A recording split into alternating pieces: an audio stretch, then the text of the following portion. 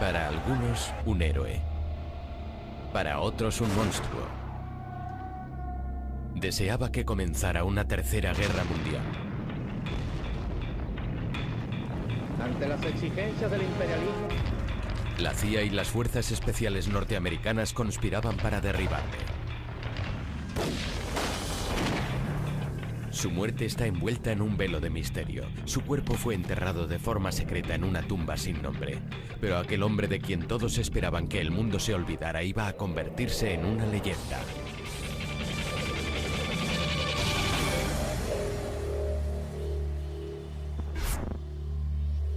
Che Guevara, vida de un rebelde. Jóvenes y revolucionarios de todo el mundo le veneran como a un gran personaje. Su rostro aparece en millones de camisetas, pero el Che Guevara auténtico no era una imagen bidimensional, sino un hombre muy complejo y con un objetivo determinado. El Che consideraba que formar parte de una guerrilla era la máxima expresión del género humano. Alguien a quien se prepara para sacrificarse por un ideal, en este caso por la causa del marxismo-leninismo, como solución para los males de la humanidad. Y el único modo de cambiar por completo el orden mundial dominado por el capitalismo yanqui. John Lee Anderson, en su biografía Che Guevara, una vida revolucionaria, explora al hombre que hay detrás del mito. En primer lugar, quería averiguar qué había llevado al hijo de una antigua y acomodada familia argentina de clase media, con todo a su favor en la vida, a abandonar una existencia cómoda y convertirse en el revolucionario más famoso e implacable de su época. 14 de mayo de 1928. Che Guevara nace como Ernesto Guevara de la Serna en la ciudad de Rosario, Argentina. El padre del Che era Ernesto Guevara Lynch. Su madre Celia procedía de una ilustre familia española. En Altagracia y en general en Buenos Aires también. Carlos Figueroa es un... Altagracia, que eran, podían ser Cádiz, o hijos de choferes, o hijos de caseros. No hacían absolutamente ni... El mayor de los 4 hijos, Ernesto, padece asma crónica, una enfermedad que le importunaría toda la vida. La familia se traslada a Altagracia, una ciudad en la montaña, esperando que su clima seco mejore la afección de su hijo. En Altagracia, Ernesto conoce a Calica Ferrer. Cuando éramos jovencitos, aclaro que Ernesto tenía muy mal oído, bailaba, le decíamos que bailara una cosa y estaban tocando. El Ernesto adolescente era famoso por su hipersexualidad. Tuvo su primera experiencia con una sirvienta de la familia. Intentaba seducir a todas las mujeres de cualquier tipo, edad o apariencia. Uno de los rasgos más insólitos de Ernesto es su falta de higiene, lo que le hace ganarse el apodo de chancho, en otras palabras, cerdo. Que él le llamaba la semanera, que la cambiaba una vez por semana. Y entonces le pusimos chancho y ahí quedó chancho. Pero a pesar de sus excentricidades, Ernesto tiene un lado muy introspectivo. Siempre estaba buscando, no sé, el sentido de la vida.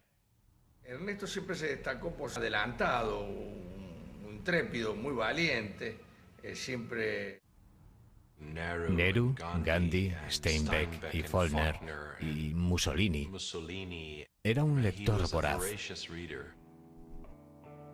Aunque se matricula en la Facultad de Medicina, la verdadera educación de Ernesto proviene de los viajes que hace por la subdesarrollada Latinoamérica. Alberto Granado era un estudiante mayor que él.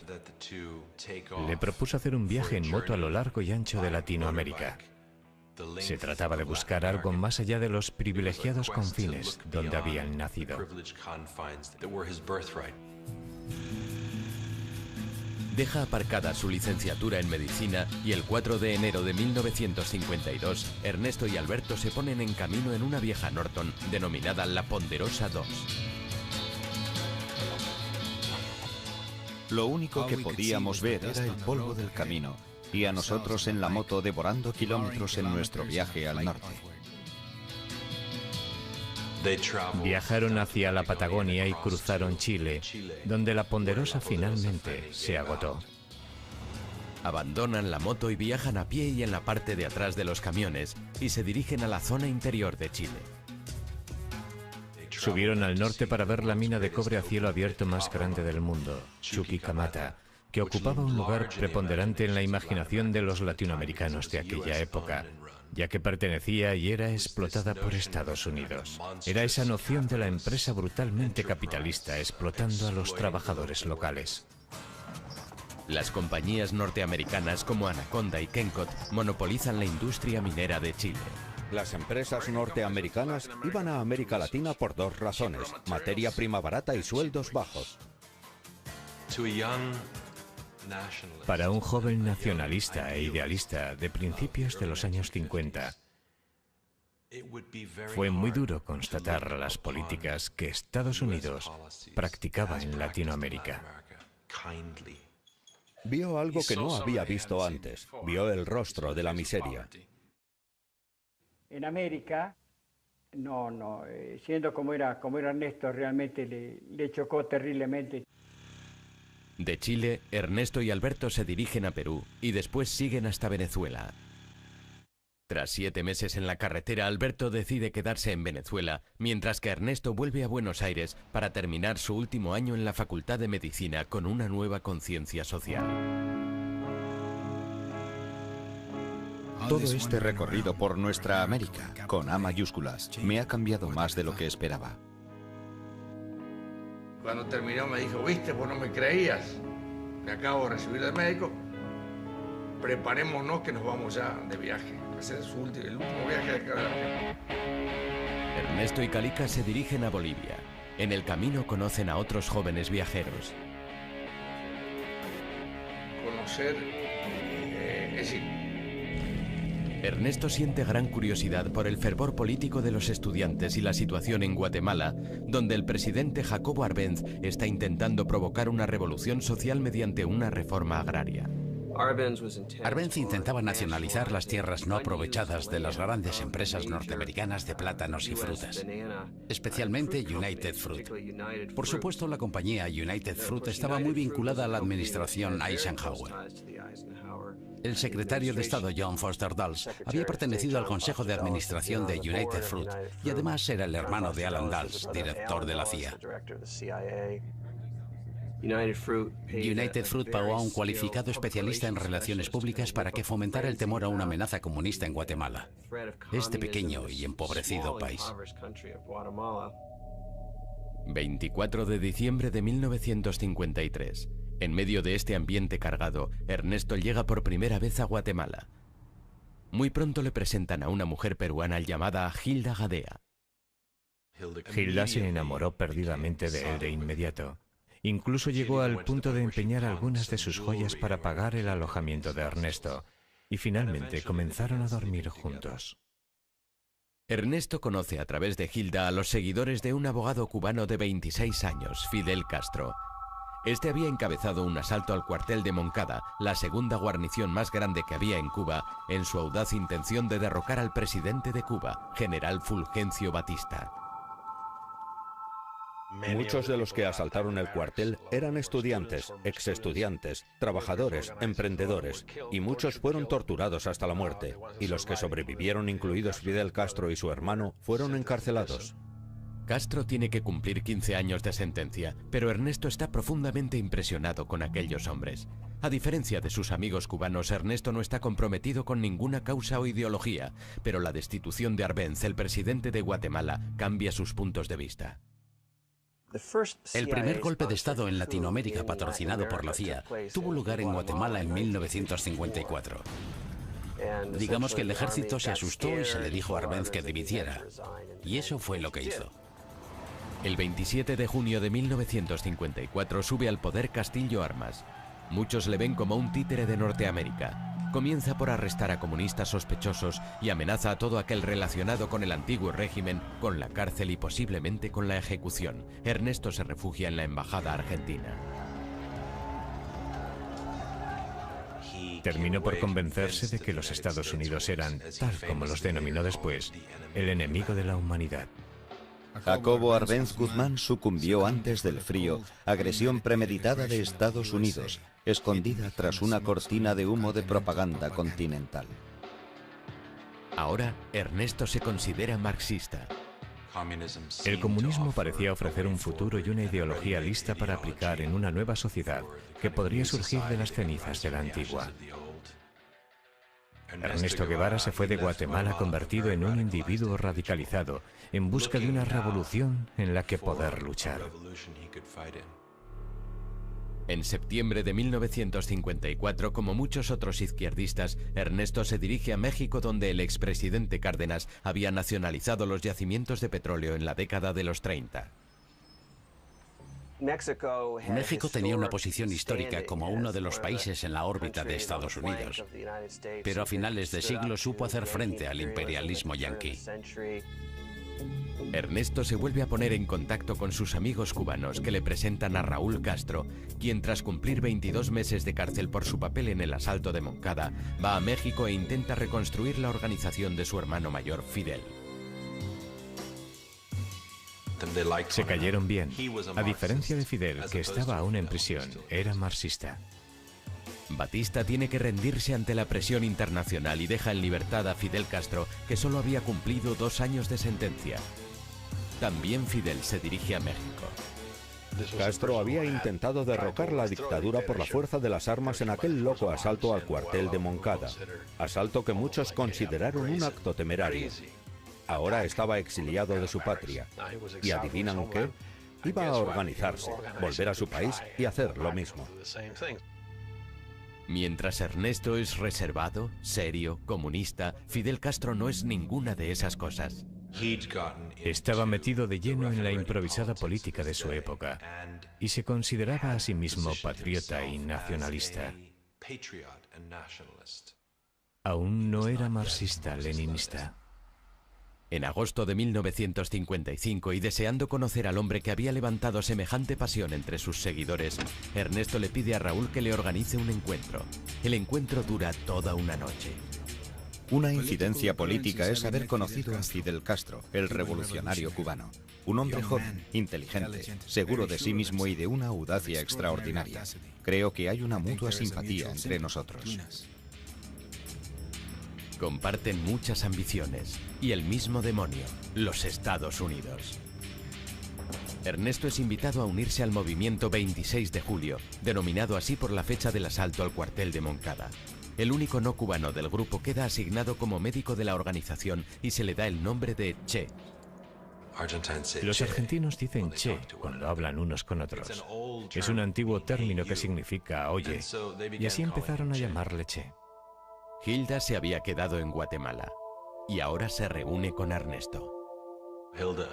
Hilda le dijo que estaba embarazada. Aquello fue un golpe tremendo, pero Ernesto decidió hacer lo correcto y se casó con ella. Poco después del nacimiento de su hija, Hildita, el Che se vuelca totalmente en el movimiento y en la gran ofensiva en Cuba. Casi inmediatamente partió para pasar largos periodos de tiempo en un rancho a las afueras de la Ciudad de México, donde recibió entrenamiento militar. Se convirtió en uno de los mejores tiradores del grupo. Pero pronto se corre la voz y el Che, junto a Fidel Castro y la mayor parte de los miembros del movimiento 26 de julio que están en la ciudad, son detenidos. Permanecen en la cárcel durante un mes. Tras su puesta en libertad, el movimiento sigue de forma clandestina. Fidel Castro continúa con sus planes de derrocar a Batista y compra un viejo y destartalado barco por $15.000, unos 11.000 euros, apropiadamente llamado Granma, es decir, anciana, para llevar a su pequeño ejército de 82 hombres de México a Cuba. Tienen prevista una travesía de 5 días. El Che escribe una carta a su madre en la que le informa de sus movimientos. Hilda se la remitirá en caso de que muera en la batalla. Básicamente se despide de Hilda y de su pequeña hija y les dice que si sobrevive se volverán a ver. Pero la revolución le llama. A las 2 de la mañana del 25 de noviembre de 1955, 82 hombres embarcan en el Granma. Con nuestras luces apagadas dejamos el puerto de Tuxpan, entre un revoltijo infernal de hombres y todo tipo de materiales. Las palabras de Fidel empiezan a hacerse realidad. En 1956 seremos libres o seremos mártires. Su causa era la revolución latinoamericana y su siguiente objetivo Cuba, liberar Cuba. Había dejado de llamarse Ernesto Guevara, se había convertido en el Che.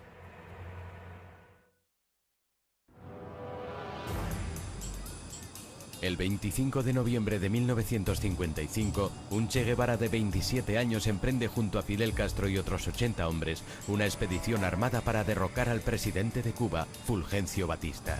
El pequeño ejército embarca en un viejo barco llamado Granma y se dirige a La Habana.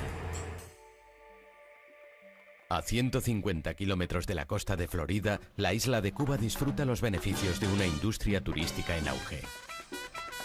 La Habana era el prostíbulo del Caribe, era un lugar donde los norteamericanos iban a pasar fines de semana de desenfreno. Había espectáculos de sexo en vivo, coristas, estaba llena de prostitutas y de drogas. Era un ambiente de carnaval al que muchos turistas norteamericanos acudían en manada. Había algunos aspectos positivos, pero había otra Cuba, y la otra Cuba estaba gobernada militarmente por la dictadura. Aunque la administración Eisenhower apoya a Batista, muchos cubanos le consideran un dictador despiadado. Fulgencio Batista era el mayor matón que hubiera gobernado nunca en un país latinoamericano. Y era alguien de quien se daba por hecho que estaba en deuda con los intereses económicos de Estados Unidos, con los intereses de la mafia norteamericana en Cuba. El séptimo día de la travesía a bordo del Granma ha sido turbulento. Todo el barco tenía un aspecto tan ridículo como trágico. Hombres con rostros angustiados agarrándose el estómago, algunos con las cabezas metidas en los cubos, otros tumbados en posiciones extrañas, inmóviles, con sus ropas manchadas de vómitos. Fue un absoluto desastre. Se desorientaron, se cayó un hombre por la borda. Después le salvaron. Cuando finalmente llegaron a la costa de Cuba, atracaron en el lugar equivocado. Llegan a Cuba con 2 días de retraso y a plena luz del día. Cuando el viejo barco se acerca a la playa Las Coloradas, choca con un banco de arena. Se hundieron y tuvieron que tomar tierra en una marisma. Antes de que el escuadrón tenga la oportunidad de reagruparse, la Fuerza Aérea de Batista les ataca y el Che y el resto del grupo de Fidel Castro corren a ponerse a salvo. Durante los 3 días siguientes consiguen eludir a las fuerzas enemigas, pero el 5 de diciembre se les acaba la suerte. En unos segundos, un vendaval de balas.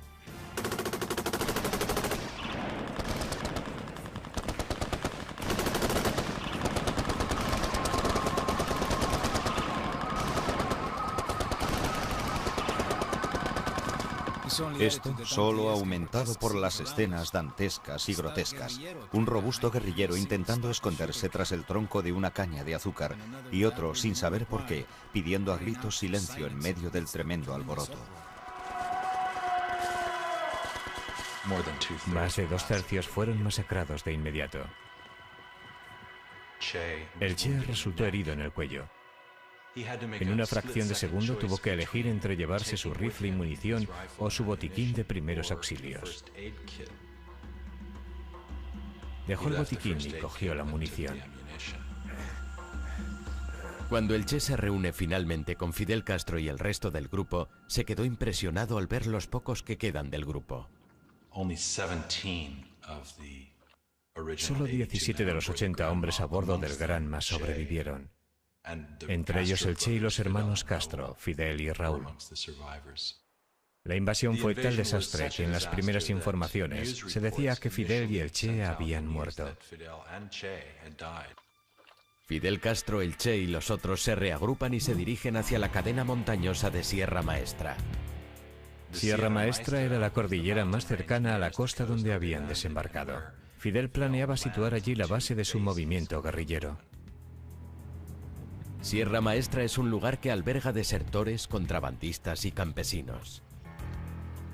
En aquellos momentos ni yo, ni los campesinos de la zona teníamos conocimiento de que existían movimientos.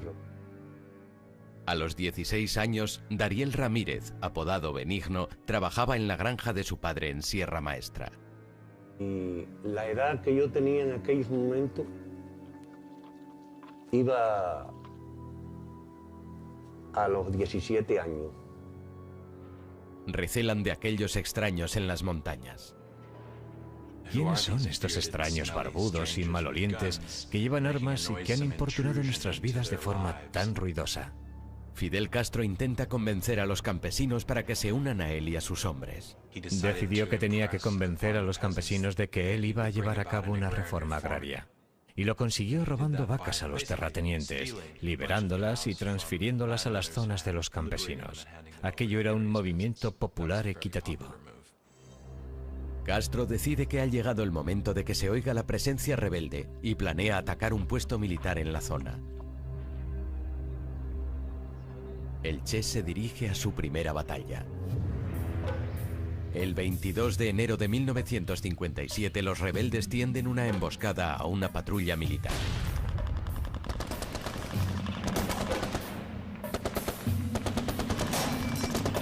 Cuando suenan los primeros disparos, el Che se encuentra cara a cara con el enemigo. Le disparó en cuanto le vio, y parece ser que estuvo midiendo sus propias reacciones para ver cómo se sentía, y se sentía bien. Se sintió bien. El pequeño grupo ahora tiene que enfrentarse a la ejecución de uno de su grupo. Descubrieron que un hombre llamado Eutimio Guerra, uno de los primeros colaboradores del grupo, era un traidor, un espía. Fidel le sentenció a muerte. Nadie dijo nunca quién había ejecutado a Eutimio Guerra, pero en el diario personal del Che se puede confirmar que fue él, y lo describe con todo detalle. Le despoja de todas sus pertenencias, intercambia unas palabras con él, y después él se pone a su lado. Justo entonces se desató una tormenta. Le puso un revólver en la sien y le voló la tapa de los sesos, con un revólver del calibre 25.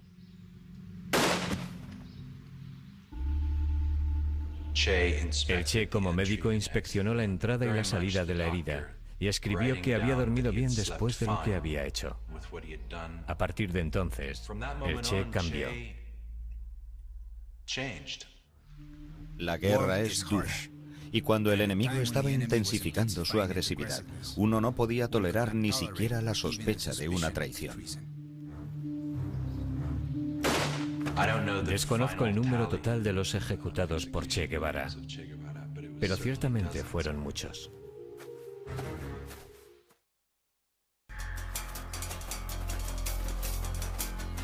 El 17 de febrero de 1957, una pequeña banda de revolucionarios escondida en la jungla y comandada por Fidel Castro supone una amenaza constante con sus emboscadas al ejército y castiga a los traidores de su grupo.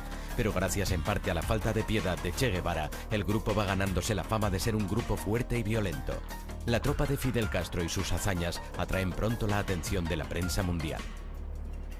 Herbert Matthews, redactor del New York Times, consiguió entrevistarse con Fidel Castro. Y este quiso hacerle ver que disponía de 100 a 150 hombres dispuestos para la lucha armada. En realidad, aquel temible ejército rebelde lo componen solo 20 hombres. Cuando un mes después se publica el artículo, se confirma que Fidel y el Che han sobrevivido al ataque inicial de las fuerzas de Batista y que su movimiento se está desarrollando en Sierra Maestra. En respuesta, Batista despliega 1.500 soldados más para dar caza a los rebeldes. A partir de ese día, yo me convertí en un colaborador del grupo de Fidel y el Che, ¿no?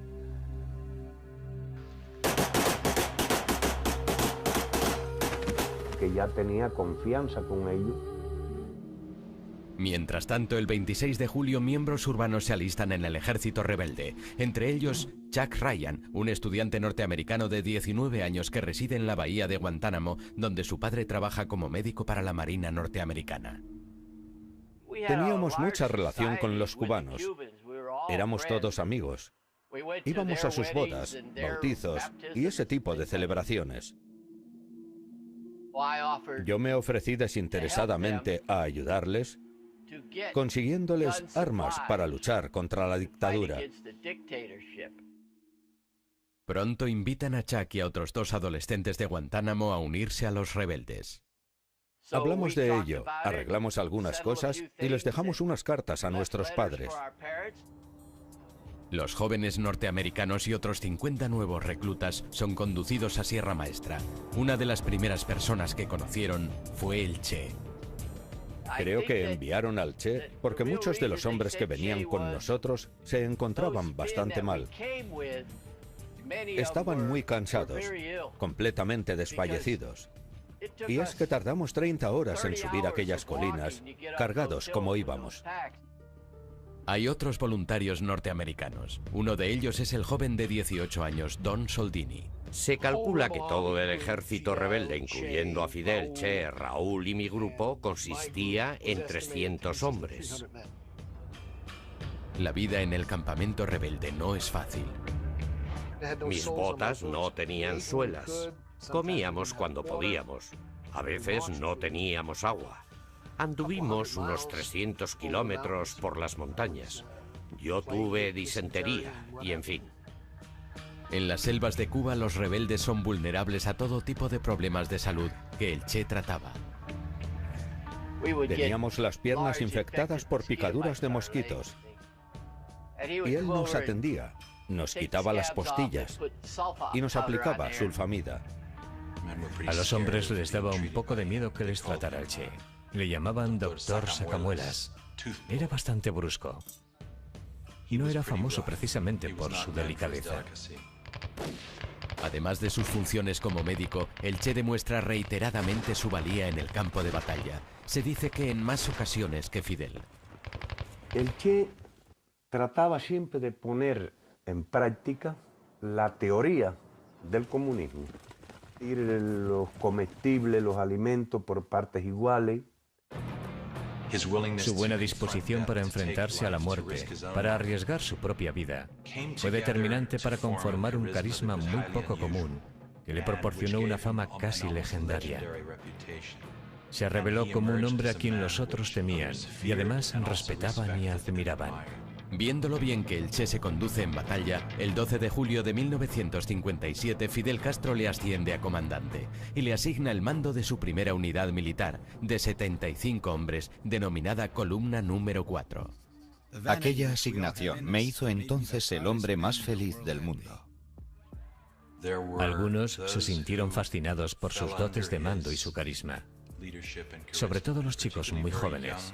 Muchachos de 15, 16 años. Algunos de ellos eran unos granujillas que se habían convertido en sus discípulos. Llegaron a ser conocidos como los cachorros del Che. Era todo para ellos. Un hermano mayor, un padre, un jefe de guerrilla, un instructor y sobre todo un ideólogo. Les daba clases de alfabetización. Quería que leyeran y escribieran. Otros intentan no atraer su atención. Tengo que reconocer que el carácter del Che Guevara era una complejidad de alma y corazón. Y a veces lo veía con una tranquilidad que condenaba a un chivato a muerte. En octubre, el Che tiene una nueva base en la mesa. Con esta nueva libertad de movimientos, comienza a organizar la zona, comenzando por un arsenal, una panadería, una carnicería e incluso un periódico llamado El Cubano Libre. En febrero de 1958 comienzan a emitir mensajes desde su propia emisora de radio, Radio Rebelde. No todos los guerrilleros saben que están luchando por una revolución comunista.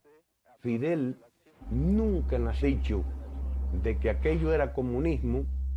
Los campesinos que lo acompañábamos Preocupaba mucho el poder y la retórica de Castro y quién era él. En aquella época era una especie de misterio. La CIA y el ejército estadounidense seguían proporcionando armas a Batista. Las tropas de Batista baten Sierra Maestra, pero aún así los rebeldes juegan con ventaja al ganarse el inestimable apoyo de la población local. El ejército de Batista estaba contra las cuerdas y Fidel eligió al Che para llevar la guerra al norte. Tras 18 meses en Sierra Maestra, es el momento de extender la guerra a otras partes de Cuba. Che Guevara y su columna marchan 600 kilómetros hacia la provincia de Las Villas, estratégicamente situada cerca de Santa Clara y la cuarta ciudad más grande de Cuba, a solo 4 horas de La Habana. A finales de 1958 conoció a Aleida March. Ella apoyaba el movimiento del 26 de julio. Aleida había pasado clandestinamente armas y mensajes desde las ciudades hasta el campamento del Che, pero en una de esas misiones la descubren. Acabó en las montañas y uniéndose al grupo del Che. Y al cabo de las semanas, cuando dejaron la Sierra del Escambray para luchar contra el ejército de Batista en las ciudades cercanas a Santa Clara, se convirtieron en amantes. Mientras tanto, la guerra de guerrilla se intensifica.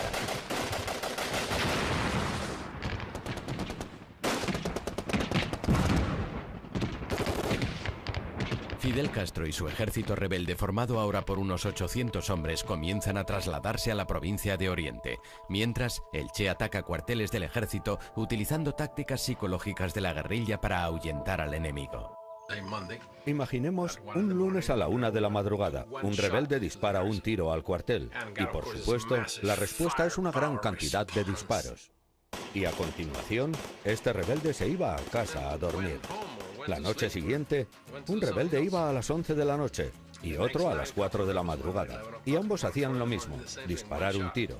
La tercera noche, en aquel cuartel estaba todo el mundo despierto, nadie dormía. Así conseguían que aquellos soldados quisieran marcharse. Y por supuesto, tras 2 semanas, aquella guarnición abandonaba el campamento. Te encuentras en una situación en la que piensas que el enemigo es superior, y eso no puede ser muy bueno para la moral de la tropa, lo que definitivamente afectó al ejército de Batista. El 27 de diciembre de 1958, Fidel Castro ordena al Che que ataque Santa Clara, el último bastión de Batista, con 340 guerrilleros, para luchar contra una fuerza enemiga 10 veces mayor. Los guerrilleros estaban instruidos, sabían lo que estaban haciendo, sabían que tenían un buen comandante, tenían al Che. Él era el mejor, confiaban en él. Estábamos siguiendo todo a través de la onda corta de Radio Rebelde. Las noticias que nos llegaban desde Santa Clara, donde estaba el Che, no eran muy buenas. La emisión rebelde decía que estaban recibiendo una paliza. Pero aquella información era equivocada. Estaban luchando contra un ejército superior, pero formado por gente muy pobre, y no iban a jugarse la vida por mantener a Batista en el poder. Siendo conscientes de la inutilidad de la resistencia, se rindieron y más de 100 armas pasaron al lado de la libertad. El golpe final a las fuerzas de Batista llegó cuando el Che y sus hombres tienden una emboscada a un tren que transportaba refuerzos a Santa Clara. El 31 de diciembre de 1958, Batista huyó de La Habana con todo su séquito y varios millones de dólares en metálico. Cuando se propaga la noticia de la marcha de Batista, las tropas comienzan a rendirse. Fidel ordenó al Che que marchara de Santa Clara a La Habana, mientras él hacía un desfile victorioso más pausado a lo largo de la isla. Un Fidel Castro de 32 años y su ejército rebelde llegan a La Habana el 8 de febrero de 1959. Hoy todos los ojos de los poderosos opresores y de los esperanzados están fijos en nosotros. El sueño del Che es el de una Latinoamérica unida y socialista, un nuevo orden mundial que casa bien con los Estados Unidos. Para lograrlo, el Che extenderá la revolución por todo el continente, pero antes se va a derramar más sangre.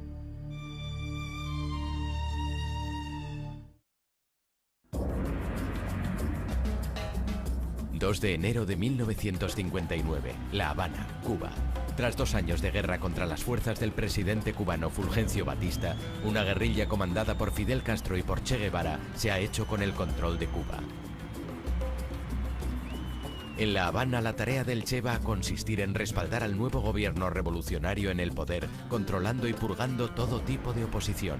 Mientras el presidente Fulgencio Batista huye de Cuba derrotado, Fidel Castro y su ejército rebelde hacen una entrada triunfal en La Habana. Nos recibieron como libertadores. La gente corría de aquí para allá con botellas de ron. La gente se volvió loca. Aquello fue una cosa muy bonita, fue una experiencia maravillosa, que creo que por primera vez en la vida se ha visto al pueblo de Cuba todo unido. Tras 2 años viviendo en las montañas, los rebeldes no tienen fuerzas para resistirse a las tentaciones de La Habana.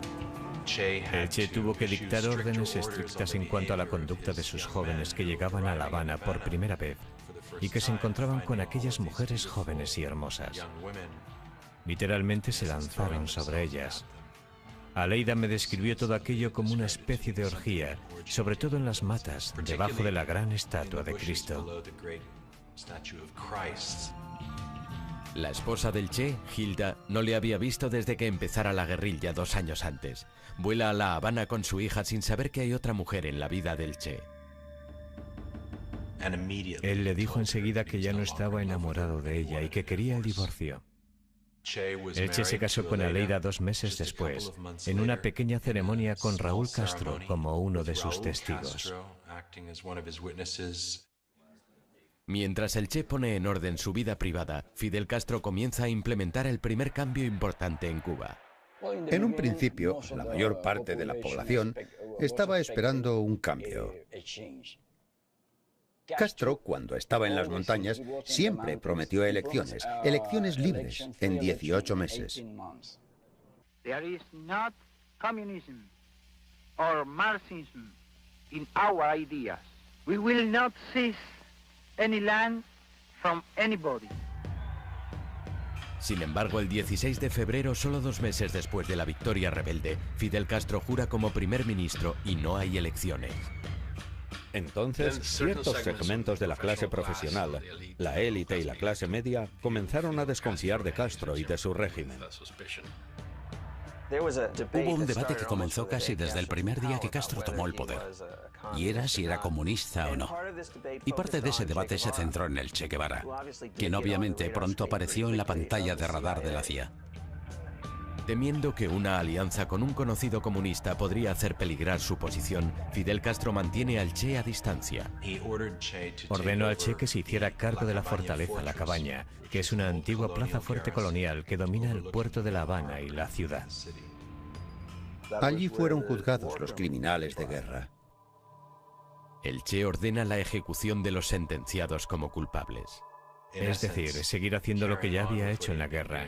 Juicios sumariales a torturadores, a los hombres acusados de crímenes de guerra y llevando a término sus ejecuciones.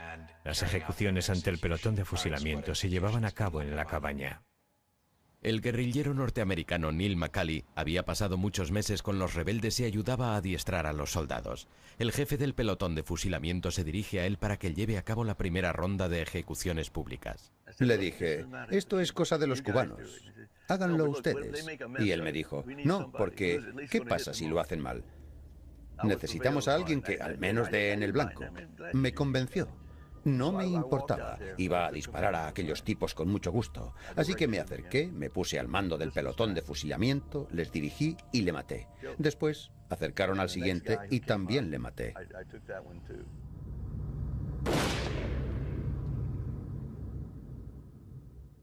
Durante el siguiente año y medio son ejecutados por los pelotones de fusilamiento cientos, algunos dicen que miles de personas. Aquellas muertes ayudan a fortalecer la espeluznante reputación del Che.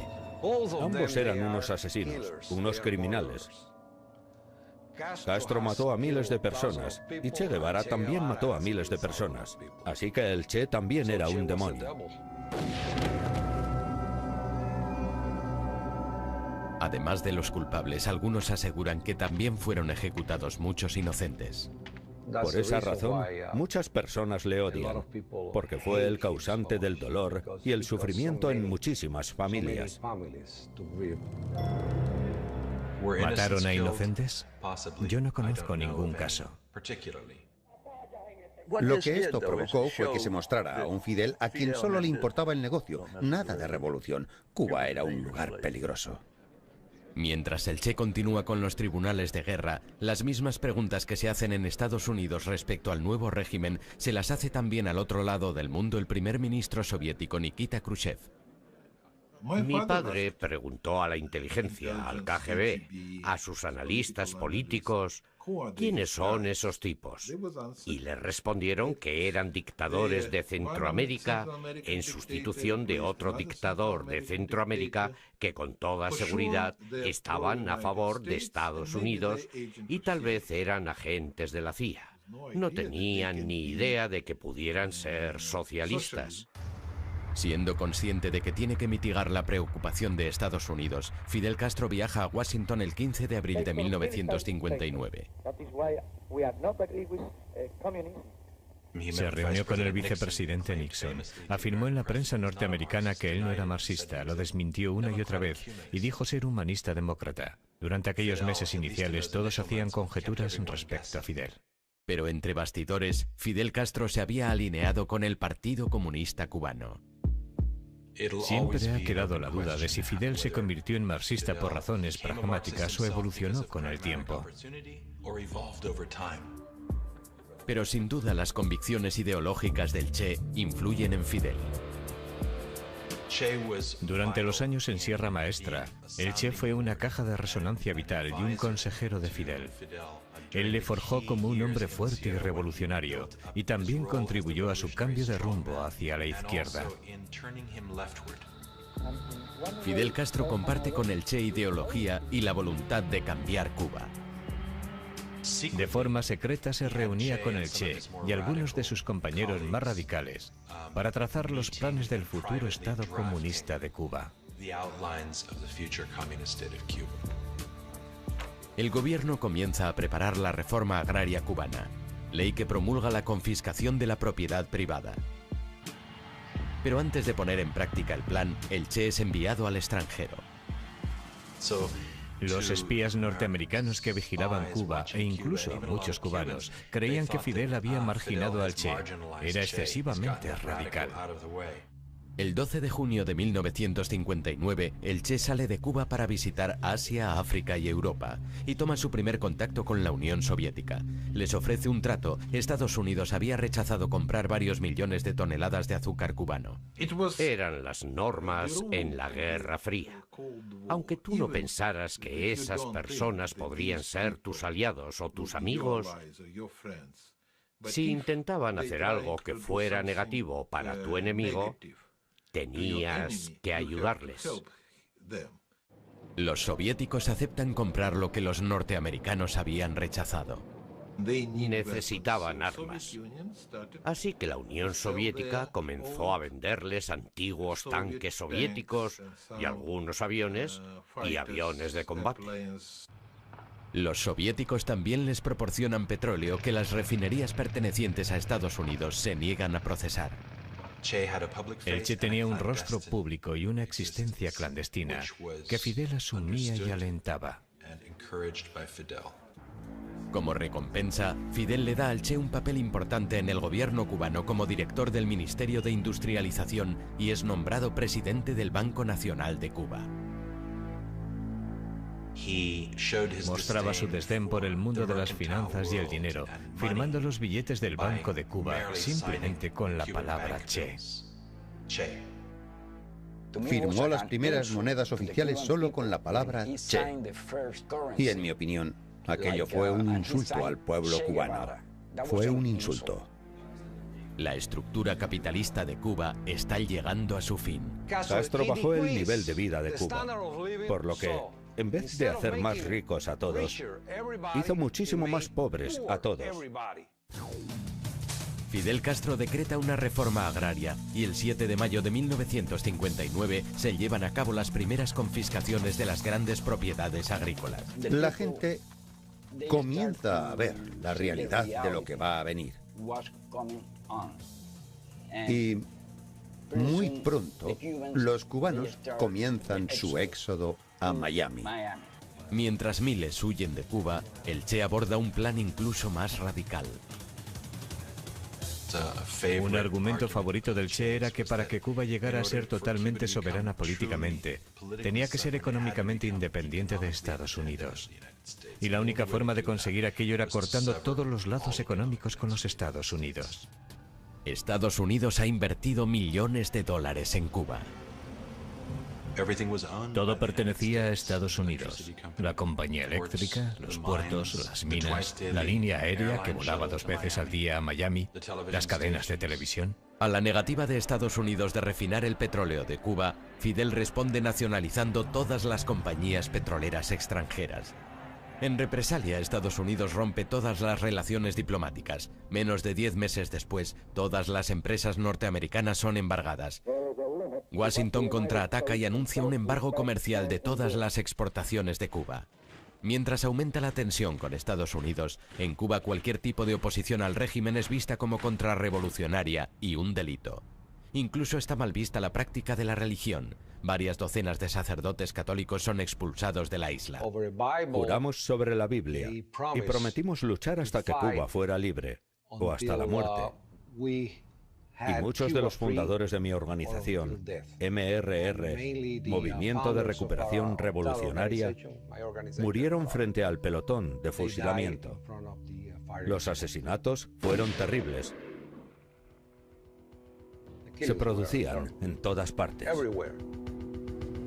Yo no quería vivir bajo un régimen como aquel, ni mi esposa tampoco. Mientras miles huían de Cuba, aquel estado de confrontación establecido por el gobierno revolucionario cubano contra Estados Unidos ya no se puede soportar más. Sinceramente, es un hombre incontrolable. Esa es la clave. No podemos controlarle. El servicio interno de la CIA dice que Fidel Castro tiene que ser eliminado y la revolución cubana anulada.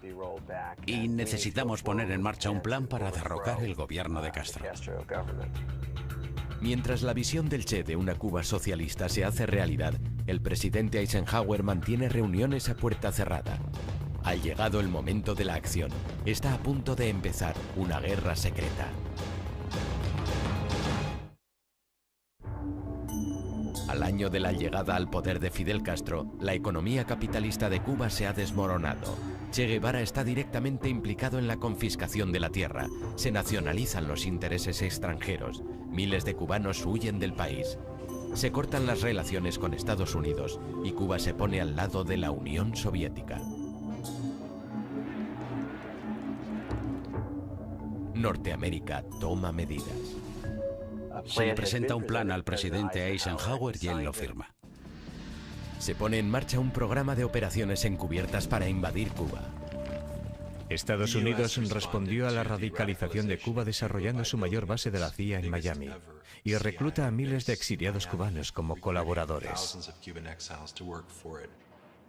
Uno de los nuevos reclutas era un joven llamado Félix Rodríguez. Nacido y criado en Cuba, Félix huye con su familia a Miami tras la llegada al poder de Fidel Castro. Me enteré de que había campos de entrenamiento para ir a luchar contra Castro, así que me apunté. Tenía 18 años. Los exiliados cubanos se entrenan en Guatemala bajo la dirección de la CIA, y un pequeño grupo es enviado a Cuba. Nuestro equipo se infiltró en Cuba antes de la invasión para trabajar con la resistencia. En Estados Unidos, John Fitzgerald Kennedy jura su cargo como presidente el 20 de enero de 1961. En su primera reunión, el director de la CIA para la zona occidental le dijo: a no ser que elimine a Fidel Castro, a Raúl Castro y al Che Guevara como parte de ese plan, no va a ganar nunca. Este asunto va a ser interminable. Kennedy está de acuerdo. No solo apoyará el plan de la CIA para invadir Cuba, sino también las conspiraciones de asesinatos de la CIA. Así pues, en agosto de 1960, un alto oficial de la CIA llamado Richard Weissel autorizó a la CIA crear pastillas venenosas que serían enviadas a los contactos de la mafia dentro de Cuba y, de algún modo, colocadas en la comida de Fidel. Aunque los intentos de asesinato son fallidos, el plan para invadir Cuba comienza el 15 de abril de 1961. En el curso del enfrentamiento, Fidel finalmente se mostró tal como era en realidad y anunció que era socialista marxista-leninista y que en lo sucesivo el régimen iba a ser aliado de la Unión Soviética. Fidel Castro asigna al Che el mando del ejército occidental de Cuba, pero la invasión comienza en el sur, en una zona llamada Playa Girón, en la Bahía de Cochinos. Cuando el ejército formado por cubanos exiliados, conocido como Brigada 2506, se aproxima a la isla el 17 de abril de 1961, sus barcos son hundidos por la Fuerza Aérea Cubana. Se esperaba alguna ayuda, como una ayuda aérea o de la Marina, pero esa ayuda no llegó. Durante 48 horas aquel ejército fue severamente castigado. El Che estaba lejos de la acción, pero todos atribuyeron la victoria sobre los norteamericanos a él y a Fidel Castro. Eran unos héroes en las escuelas, en las universidades y también para los líderes de la Unión Soviética. Para el nuevo presidente norteamericano, la invasión es un desastre. Hubo un famoso encuentro entre Che Guevara y un asesor de Kennedy llamado Richard Goodwin. Lo primero que le dijo a Goodwin fue: gracias por lo de la bahía de Cochinos. Ayudó a consolidar nuestra revolución. Antes de la invasión éramos un joven gobierno fragmentado, pero después nuestra victoria y el fervor nacionalista que se despertó nos ha permitido avanzar realmente y de forma mucho más firme que antes. Aquella invasión fue un fracaso en todos los sentidos. Fidel Castro y el Che están convencidos de que Norteamérica les invadirá de nuevo y buscan protección en los soviéticos. Mi padre decía, no podemos proteger Cuba utilizando fuerzas convencionales, así que tenemos que ser muy rotundos. Aquel que invada Cuba se verá metido en problemas porque nosotros vamos en serio. La última discusión acerca de desplegar misiles en Cuba tuvo lugar entre el Che y Khrushchev. Muy pronto son detectados misiles soviéticos en Cuba. Es una época muy peligrosa. Fidel Castro y el Che conminan a los soviéticos a lanzar los misiles en caso de una invasión terrestre norteamericana.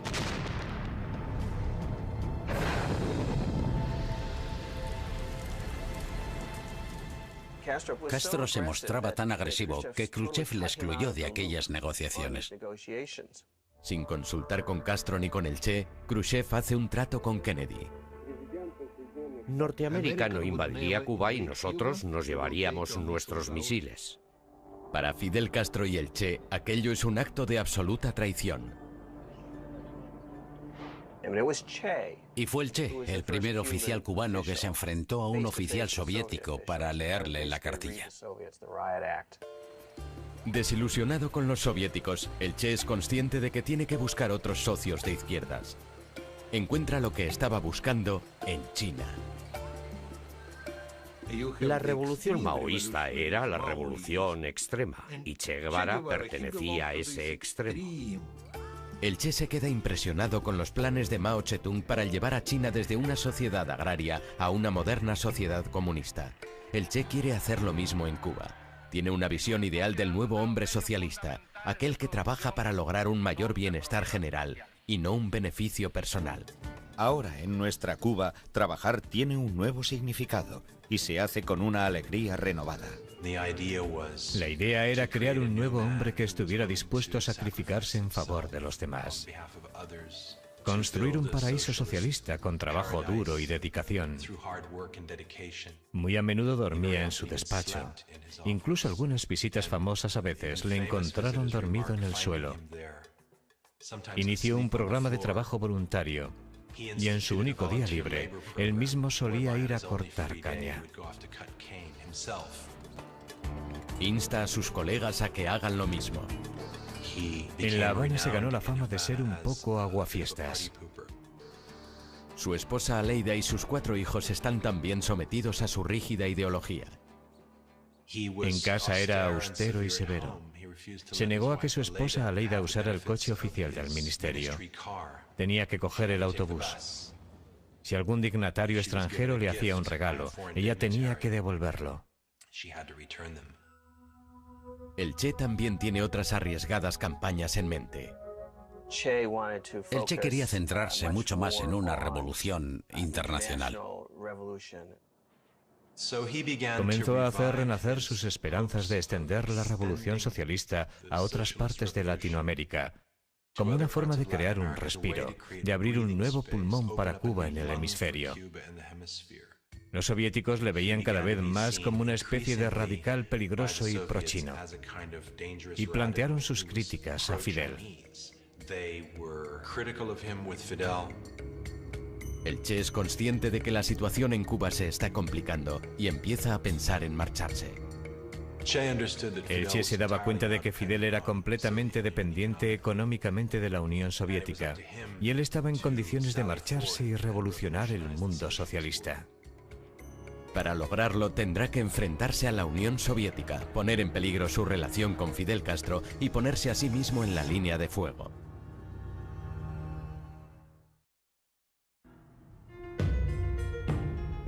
En 1963, la economía de Cuba sufre una debilidad sin precedentes. Los planes de Che Guevara de lanzar al país han fracasado.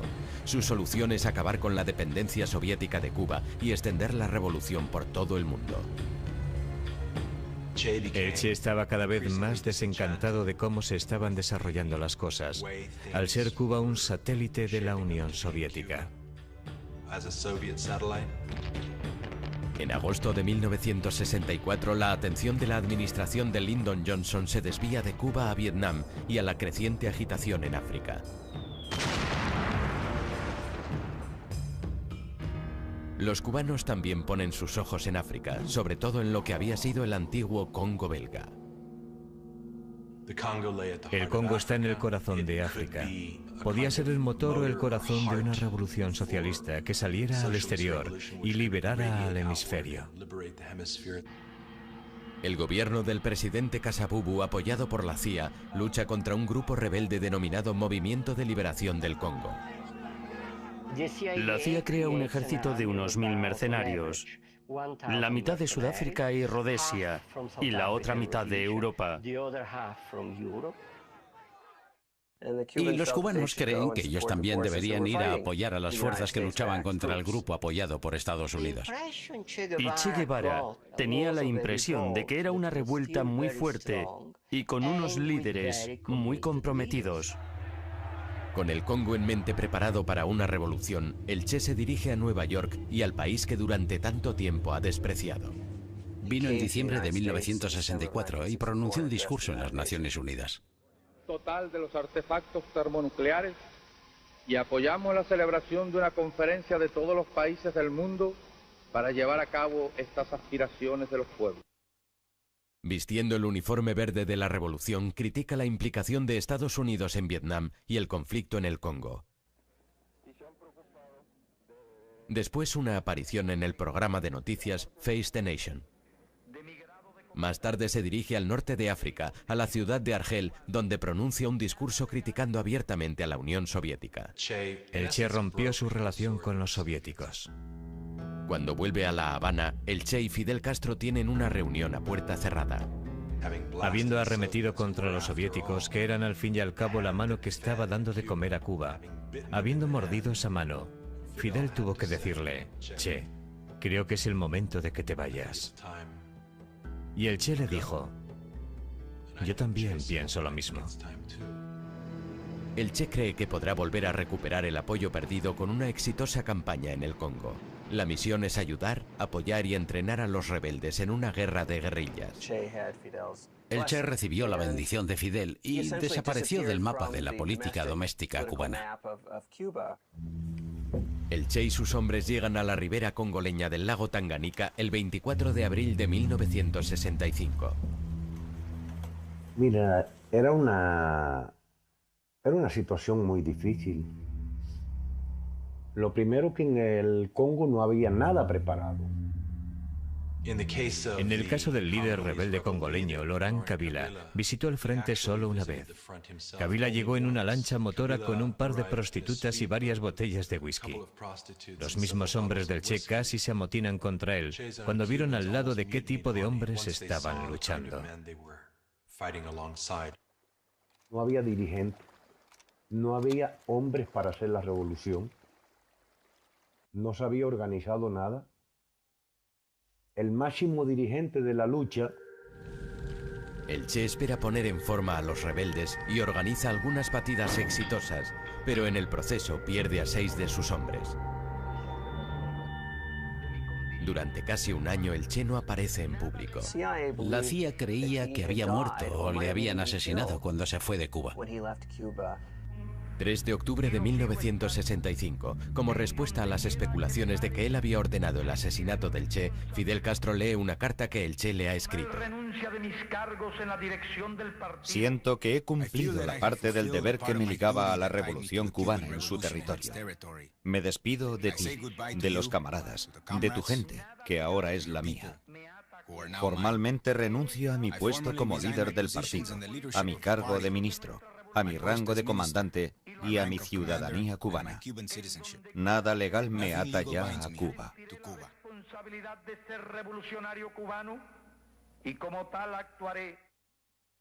El Che no esperaba que la carta se leyera en público. Y resulta que ya no lo era.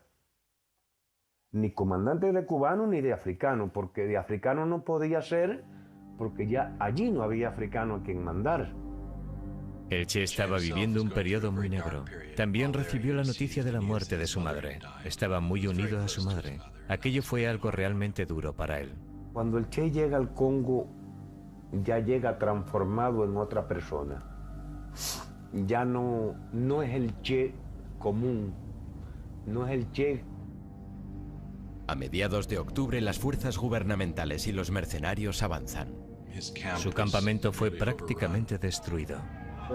La resistencia rebelde se desmoronó y al mismo tiempo el gobierno de Tanzania decide que no va a apoyar más esa guerra. Fidel insta al Che a que abandone la misión y sus hombres vuelvan a casa. El retrato que dieron del Congo fue ignominioso.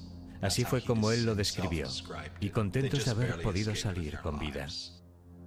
Admitiendo la derrota, el Che se refugia en la embajada de Tanzania y después se traslada a una casa segura en Praga. Fidel le envió emisarios, instándole a recapacitar y volver. El Che se negó. No quería volver a Cuba después de haber dicho que se marchaba, y si fuera necesario, moriría liderando otras revoluciones en otros lugares.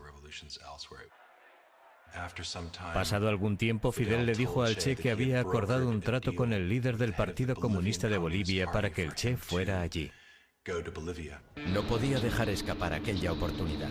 En Bolivia, el plan del Che es adiestrar a una guerrilla para comenzar una guerra de liberación que podría extenderse por todo el hemisferio. Esperaba desencadenar suficientes fuerzas insurgentes por todo el mundo que pudieran atraer a todo el arsenal norteamericano. Esto les distraería de Vietnam y a la larga toda su potencia se podría tambalear y cambiar el orden mundial de una vez por todas. Estaba intentando comenzar la Tercera Guerra Mundial. Una guerra que eliminará el capitalismo y en su lugar instaurará el comunismo. Si lo hubiera conseguido, habría cambiado el mundo. El Che jamás consideró que podría fracasar.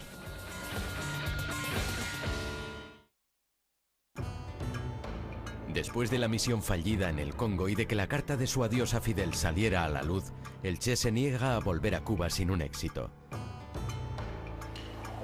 Sus planes de extender la revolución le llevan a Bolivia. Noviembre de 1966. El Che llega a La Paz disfrazado de forma muy convincente. El Che se arrancó los pelos uno a uno. Se creó la identidad de un viajante, un hombre de 50 y tantos años. Se dirige a la base de Nancahuazú, donde se reúne con Loyola Guzmán y otros miembros del Partido Comunista de Bolivia. Era militante de la Juventud Comunista de Bolivia desde el 60 y por esa razón, como era parte de la Dirección Nacional de la Juventud Comunista, el Che explica la misión al grupo. él que estaba preso en Cuba, que Fidel lo había hecho matar, etcétera, etcétera, que estaba dirigiendo guerrillas en otro. Pero pronto el Che cambia de planes. En vez de utilizar Bolivia como base para iniciar la revolución en otros países, la utilizará como el punto de arranque de la revolución que él mismo liderará. El secretario general del partido, el señor Monge, fue al campamento y habló con el Che Guevara. Y le dijo que solo si el Partido Comunista de Bolivia, favorable a Moscú, lideraba el movimiento, podrían tener la posibilidad de triunfar. El Che rechaza renunciar a su puesto de líder. El partido se ha alzado en armas contra nosotros y no sé a dónde nos llevará esto, pero eso no nos detendrá. Pero la pérdida de apoyo del grupo de Monge deja al Che con tan solo 24 soldados, entre ellos algunos de sus viejos camaradas cubanos. En Bolivia, el disfraz del Che va cambiando. Pues nos habíamos pasado 5 meses entrenándonos. Lo único que no estaba era lo que Fidel nos había prometido. Para empeorar las cosas, el apoyo al movimiento de los campesinos que fue tan importante en Cuba no lo encuentran en Bolivia. Tuvimos una reforma agraria en 1952, así que cada campesino era dueño de su propia tierra. Teníamos un gobierno democrático y prensa libre. La región del Chaco de Bolivia, donde el Che decide comenzar su campaña, es también bastante inhóspita.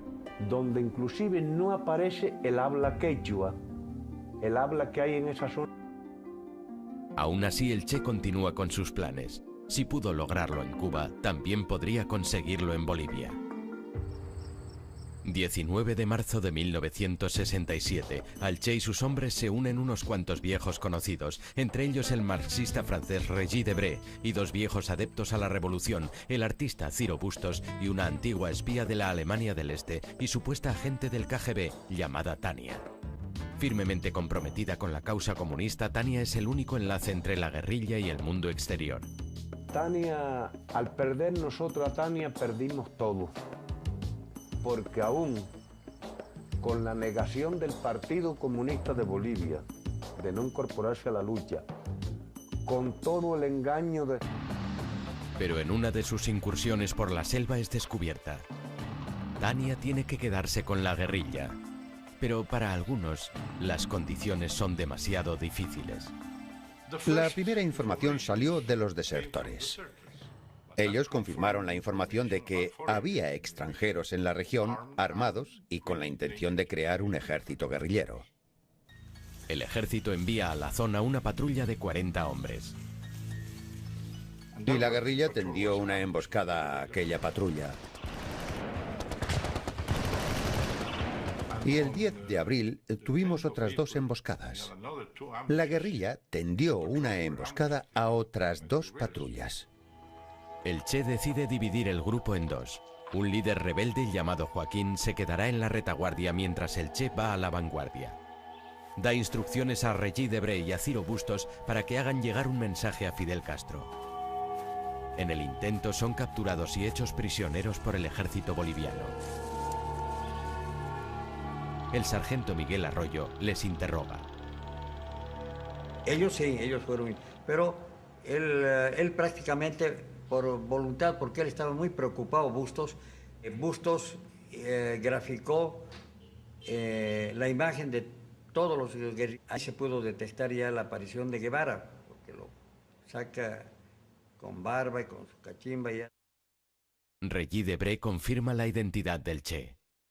Cuando reapareció en Bolivia en 1967 había que ver los informes de la CIA diciendo: bueno, sí, suponemos que estábamos equivocados cuando pensábamos que en estos últimos años podría haber muerto, pero parece que está vivito y coleando y promoviendo la revolución en la selva de Bolivia. La CIA envía un par de agentes a Bolivia en junio de 1967. Uno de ellos es Félix Rodríguez, el hombre que a los 18 años se había preparado para la Bahía de Cochinos. Se ha ofrecido a asesinar al Che y a Fidel Castro. El gobierno boliviano estaba seguro de que él estaba intentando promocionar la guerrilla en la zona. Con la evidencia de que el Che intentaba comenzar una guerra de guerrillas en su país, el presidente boliviano empieza una campaña propagandística contra ellos. Crisis porque no se podía ir a comprarse nada, salir porque aquí no tenemos mercado, teníamos que ir al Chaco a traer. Con el Che Guevara de nuevo en el punto de mira, Norteamérica empieza a prepararse para ayudar a los bolivianos. Está muy claro que durante el verano de 1967 este asunto pasa a ser absolutamente prioritario para la CIA.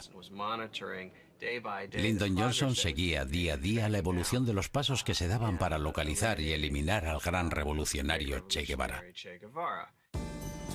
Un legado de la presidencia de Kennedy es la creación de un grupo contrainsurgente de élite conocido como los Boinas Verdes y que son desplegados en Bolivia.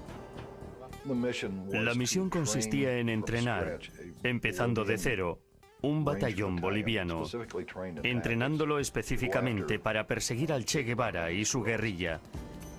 Se seleccionan 800 soldados bolivianos que son entrenados en un campamento llamado La Esperanza. Metódicamente, ¿no? Pero acá nos dimos el gusto de mucha práctica con munición de guerra, particularmente con ametralladoras, con fusil. Eran unos estudiantes muy dispuestos, ponían mucho entusiasmo, llegaron a ser buenos soldados. Como las cosas se caldean en Bolivia, el Che decide que es hora de marcharse, pero no sin todos sus camaradas. Han pasado 4 meses desde que la columna del Che vio por última vez a la retaguardia que dejaron en el campamento con los enfermos, incluida Tania. Físicamente estaba muy mal. Tenía un cáncer de útero que la estaba matando. El informe de la guerrilla decía que apenas podía caminar, por lo que estaba retrasando los movimientos de la guerrilla. El Che quiere reunirse con el grupo para dirigirse a los Andes y poder escapar. A solo días de diferencia, ambos grupos comienzan a trasladarse por separado hacia Río Grande. El 31 de agosto, la columna de Joaquín llega allí la primera. Preguntaron a un campesino cómo hacer para cruzar el río. Pero el campesino les delata e informa al ejército del lugar exacto por donde Joaquín piensa cruzar el río. Y cuando comienzan a cruzar, sufren una emboscada. Y los matan, incluyendo a Tania, la única mujer del grupo. Le dispararon a ambos brazos, después al cuerpo y se hundió en el agua. Básicamente todo el grupo fue aniquilado, con la excepción de 2 individuos. Una vez que sus camaradas de la segunda columna fueran eliminados, la historia de Che Guevara en Bolivia fue realmente una historia de supervivencia. Una especie de viaje épico. Se movieron por una jungla terrible, calurosa, llena de espinos, hacia los Andes. Desnutridos, sufriendo emboscadas, enfermos. En septiembre, un Che de 39 años y sus hombres han estado moviéndose por la dura jungla boliviana durante 10 meses. El Che pierde casi la mitad de su peso. Su cabello está apelmazado y largo. Sus hombres tienen alucinaciones. El chino Juan Pablo Chan, ciego, o sea, miope, sin gafas, se le habían roto. Tenía problemas en sus piernas, no se podía... El Che envía a Benigno a buscar las tan necesitadas provisiones. Cuando se acercaban al pueblo de La Higuera, se encontraron con una emboscada del ejército.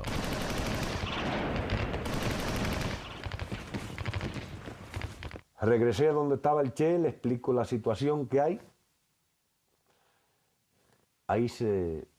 El Che me ve mi herida. Heridos, enfermos y exhaustos, los guerrilleros se dirigen despacio hacia un barranco cerca de La Higuera.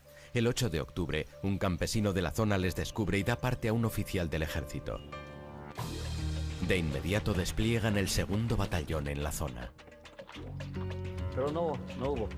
Mientras tanto, yo acá a Valle Grande, y una columna como era tan larga... Tenía unos 70 hombres conmigo. Bajamos a La Higuera y de allí al barranco.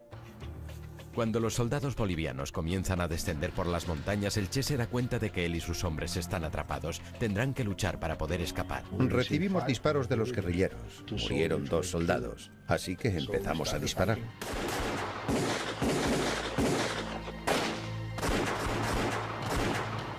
Los soldados superaban en número a los guerrilleros. Algunos de los guerrilleros fueron asesinados. El mismo Che fue herido y de un disparo le arrebataron el rifle de la mano. Ya no podía disparar. Un guerrillero boliviano llamado Willy acude a ayudarle intentando ponerle a salvo. Por seguridad tenía 2 soldados arriba, a unos 15 metros. Y vieron a esos 2 individuos intentando salir del barranco. Avanzaban despacio.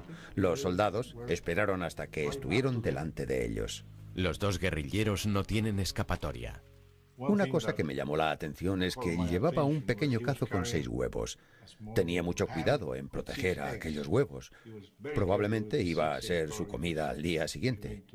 Y le dije, ¿quién eres? Y él me contestó, soy el Che, y valgo más vivo que muerto. Ha hecho falta un ejército, pero finalmente Che Guevara ha sido capturado. Los bolivianos están sedientos de sangre, pero los únicos que pueden salvar al Che son aquellos a los que él odia tanto.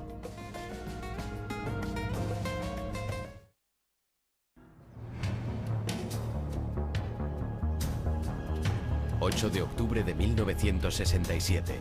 Tras 11 meses huyendo, los sueños de revolución de Che Guevara han terminado de forma sangrienta en la selva boliviana.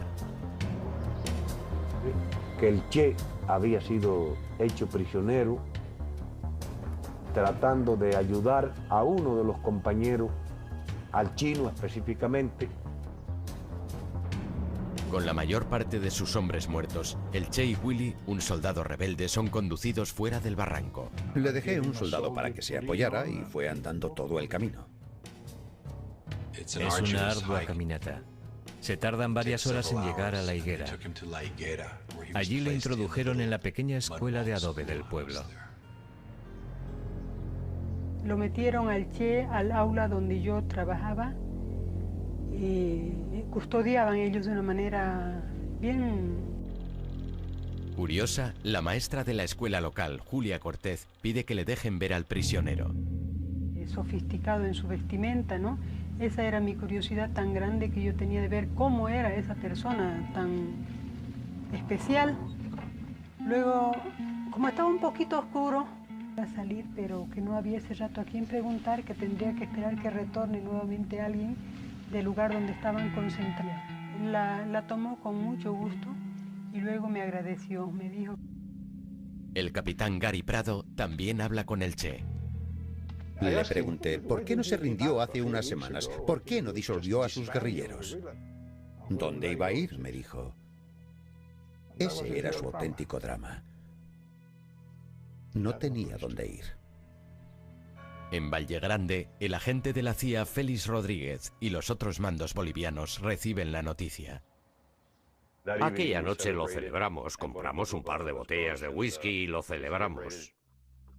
Al día siguiente, Félix Rodríguez y el coronel boliviano Centeno llegan a la higuera. Al entrar en la habitación a mano izquierda estaba atado al suelo y frente a él estaban los cuerpos muertos de 2 cubanos. Había perdido. Parecía un mendigo. Sientes pena, piedad por su apariencia. Era absolutamente desastrosa. El coronel Centeno trata de interrogar al Che. El coronel Centeno fue el que le habló. Yo estaba allí de pie con el otro oficial y el coronel empezó a hacerle preguntas. El Che no le contestaba. El coronel Centeno se puso furioso y dijo: usted es un extranjero, ha venido a mi país y lo menos que puede hacer es contestarme. Félix envía un mensaje diciendo que el Che ha sido capturado. El mensaje tiene que ser enviado a través de la CIA por varios países sudamericanos. Tardará horas en llegar a Washington. Félix vuelve a la escuela para ver si el Che quiere hablar con él. Cada vez que intentaba preguntarle sobre intereses tácticos, con cuántos hombres contaba, de dónde venía, él me sonreía y decía: ya sabe que no puedo responder a eso. Si soy sincero, muchas veces ni siquiera prestaba atención a lo que me decía. En mi cabeza tenía la imagen que tantas veces había visto del hombre en uniforme al lado de Mao Zedong y los líderes soviéticos, y el aspecto que tenía en ese momento. Era una situación muy extraña, una situación única. Félix saca al Che fuera y posa con él para una fotografía. En ese momento pensaba que le íbamos a perdonar la vida. Poco después se oye un tiro en la escuela.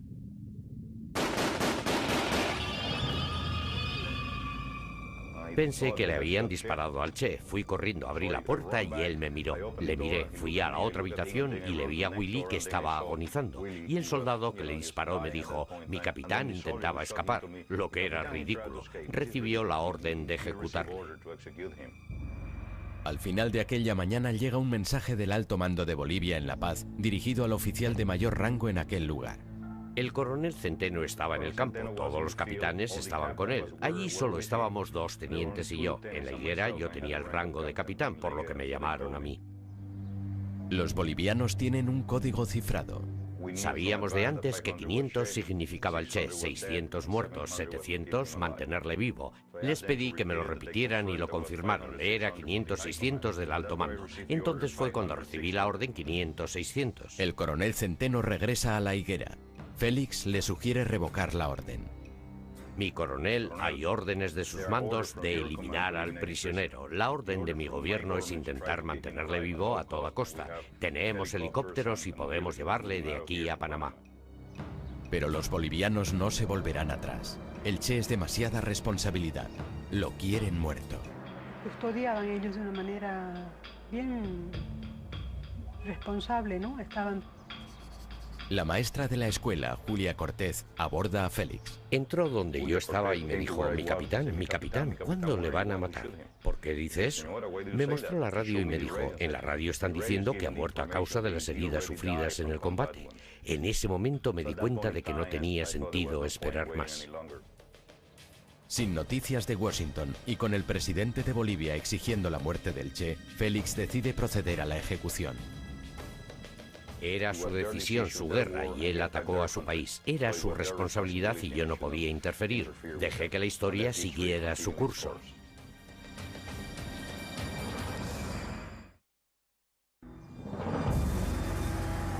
Solo un día después de la captura de Che Guevara, el gobierno boliviano ordena su muerte. Las noticias afirman que ha muerto en la batalla.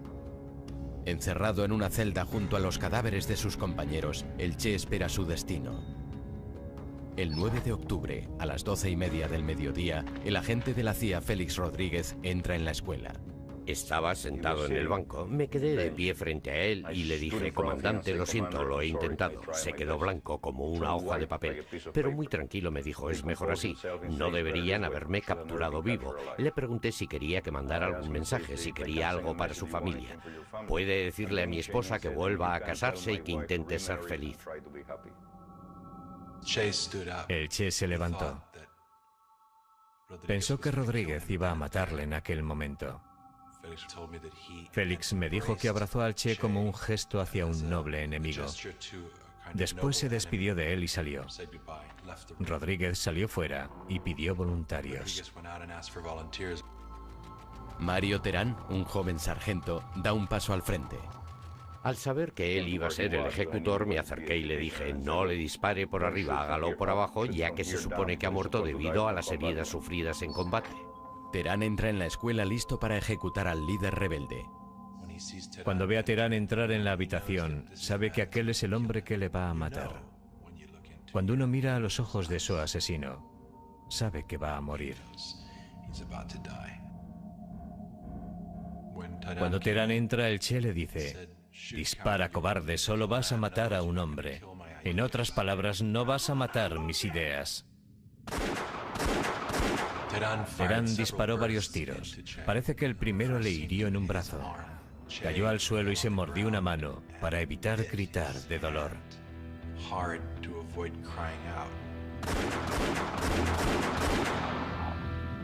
Después, Terán le remató con otra ráfaga. Entraron en su cuerpo unas 8 balas. La bala fatal le entró en el tórax y se asfixió en su propia sangre. Cuando llegaron el capitán Gary Prado y el capitán Centeno, entramos todos en la habitación. Y el capitán Prado dijo, mi capitán, creo que hemos terminado con la guerrilla en Latinoamérica. Y lo subieron al helicóptero en las alas, no lo han metido ni adentro. Y ahí yo lo he visto con mis ojos, todavía lo amarraron con una... Antes de que partiera el helicóptero, se acerca un sacerdote. Le dio la última bendición. El Che, un hombre ateo que no creía en Dios, recibió la bendición de la Iglesia Católica. Trasladan el cuerpo del Che al hospital local en Valle Grande. Personas de la zona recorren kilómetros para ver su cuerpo. Uno de ellos es el fotógrafo local, René Cadima. Servicio de inteligencia, ninguna persona enfoca cuando el Che esté llegando. No, nadie saca fotos, nosotros le vamos a dar enseguida, no dijeron. Que si no se le va a decomisar su cámara.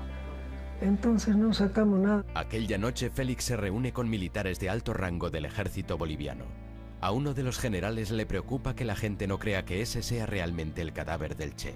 Decía, si Fidel Castro desmiente que sea el Che Guevara, nosotros tenemos que probarlo. Y dijo, córtenle la cabeza y pónganla en formaldehído. Yo le dije, como altas instancias del Estado, ustedes no pueden presentar la cabeza de un ser humano como prueba. Y dijo, pues córtenle ambas manos y pónganlas en formaldehído. Así que se le cortaron ambas manos por aquí. Las manos del Che son enviadas a Cuba como prueba de que está muerto. He sacado fotos, habían ido y lo enterraron. El cadáver del Che y los de sus camaradas muertos han sido secretamente enterrados en un lugar no revelado.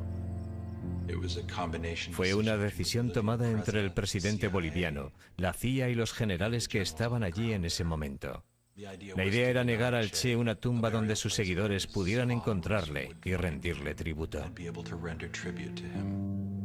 El 18 de octubre, Fidel anuncia la muerte del Che al pueblo cubano. Yo cuando supe de verdad de que el Che había muerto... En todo el mundo la gente se manifiesta en protesta contra su ejecución. Con la muerte del Che crece su leyenda. Su rostro se ha convertido en el icono por excelencia de la juventud rebelde ante el poder establecido.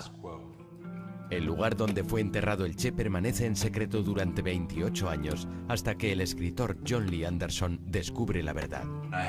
Tuve una entrevista con el general retirado Mario Vargas Salinas y se me ocurrió preguntarle así como de pasada, ¿dónde está el cadáver del Che? Aunque yo supiera que era un secreto militar. Valle Grande. No olvidaré jamás el día que fui a esa fosa y me dijeron en voz baja, John Lee, es él. Eres consciente de que estás observando la escena del crimen, que todo un Estado ha intentado ocultar, y sientes que aquel es un momento histórico. Me sentí tan bien al poder revelar todo aquello. Los restos del Che y de los otros son finalmente depositados en una tumba en Santa Clara, Cuba, en el 30º aniversario de su muerte. Su hermoso martirio terminó nutriendo y alentando a las futuras generaciones de Latinoamérica y de todas partes.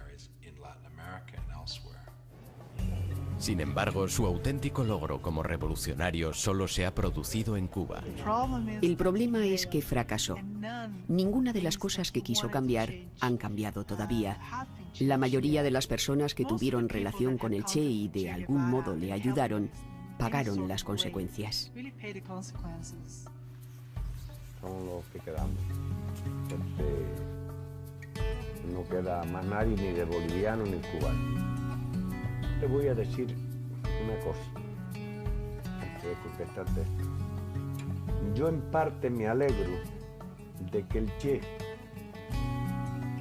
Benigno vive ahora en el exilio en París y en Cuba es considerado un traidor. El Che sigue siendo recordado en Bolivia. Su presidente socialista, Evo Morales, es un crítico de los Estados Unidos.